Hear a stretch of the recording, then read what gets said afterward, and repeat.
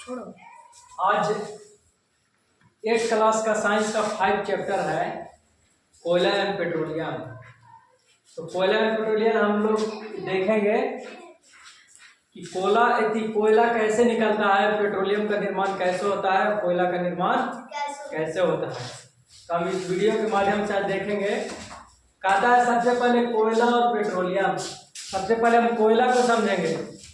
कोयला कहता है कि लाखों वर्ष पूर्व, लाखों करोड़ों वर्ष जितना भी हमारे धरती पर पेड़ पौधे जीव जंतु भूकंप आने से दब गए, और दबने के बाद उसके बाद जो ऊंचा ऊंचा स्थान जो बन गया, मिट्टी से ढकते गया और नीचे दबते गए पेड़ पौधा जीव जंतु, उसी के कारण हम लोग का कोयला का निर्माण हुआ। कुछ का कोयला का निर्माण हुआ। कोयला कहता है कि प्राकृतिक कोयला एंड पेट्रोलियम। कोयला कहता है कि कोयला एक पत्थर, काले पत्थर के टाइप पर प्राकृतिक पदार्थ होता है।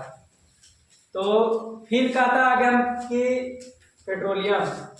अब पेट्रोलियम का निर्माण देखेंगे कैसे होता है।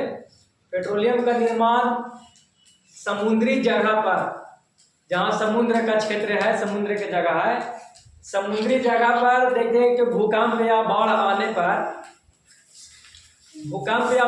पर देखेंगे कि वहाँ पे पेड़ पौधे जीव जंतु जितने हैं सब दब गए। दबने के बाद उस पे ऊंचे स्थान पर ऊंचे मट्टी या रेतीले बालू टाइप पर ऊपरे माने बनते गए। उसके बाद नीचे दबते गए। दबने के बाद समुद्री क्षेत्र में देखा पानी सूख जाता है। पानी सूखने के बाद नीचे जैसी टाइम माने अधिक होते जाएगा, वैसी देखेंगे कि जितना भी प्राकृतिक पेड़ पौधा पशु पक्षी जितना है सब नीचे दबते गए पृथ्वी के अंदर, और उसी के वजह से लाखों वर्ष पूर्व देखेंगे कि हमारा पेट्रोलियम का निर्माण हुआ। तो आगे चलते हैं कोयला और पेट्रोलियम। कहता है कोयला और पेट्रोलियम पर हम कहते हैं कि प्राकृतिक संसाधन। प्राकृतिक संसाधन एक होता है कृत्रिम संसाधन। प्राकृतिक संसाधन के मतलब भगवान द्वारा, ईश्वर द्वारा बनाया गया, और कृत्रिम संसाधन के मतलब मानव द्वारा बनाया गया।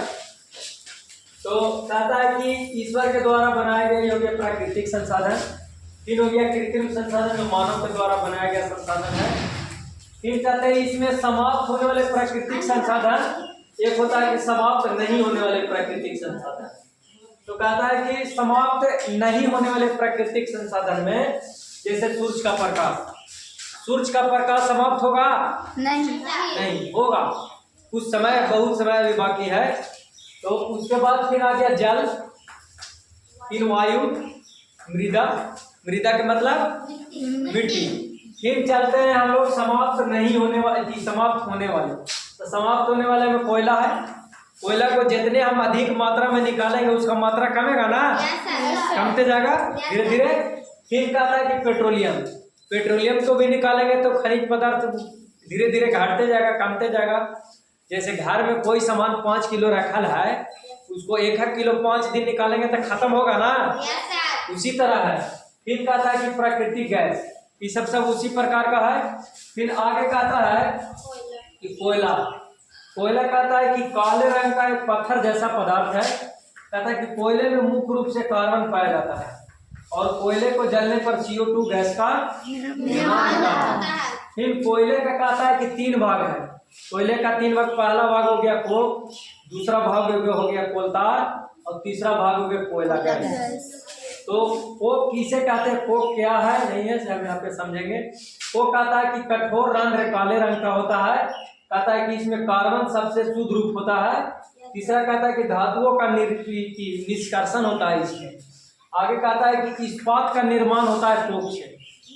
दूसरा कहता है कि कोलतार आप लोग देखे होंगे, जो रोड पर ढलैया के टाइम पर उसको जो गिट्टी में फेंट कर ढाला जाता है, हो गया कोलतार। जो काले रंग का चिपचिपा पदार्थ गाढ़े रंग का होता है, जिसको द्रव के रूप में कहा जाता है, जिसको हम लोग पेंट के रूप में भी उपयोग करते हैं, और इसको कहते हैं काले रंग का द्रव पदार्थ है, इसको फोटोग्राफी सामग्री में भी प्रयोग करते हैं।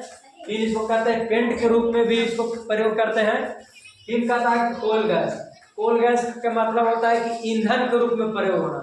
ईंधन के रूप में का मतलब चलने के काम में। यही हमारा हो गया कोयला और पेट्रोलियम। कोयला का निर्माण कैसे होता है, पेट्रोलियम का निर्माण कैसे होता है, हम इस वीडियो के माध्यम से देखें। अब देख लिए, इसके बाद जो भी आप कमेंट बॉक्स में आप लोग बताइएगा जैसा होगा वैसा।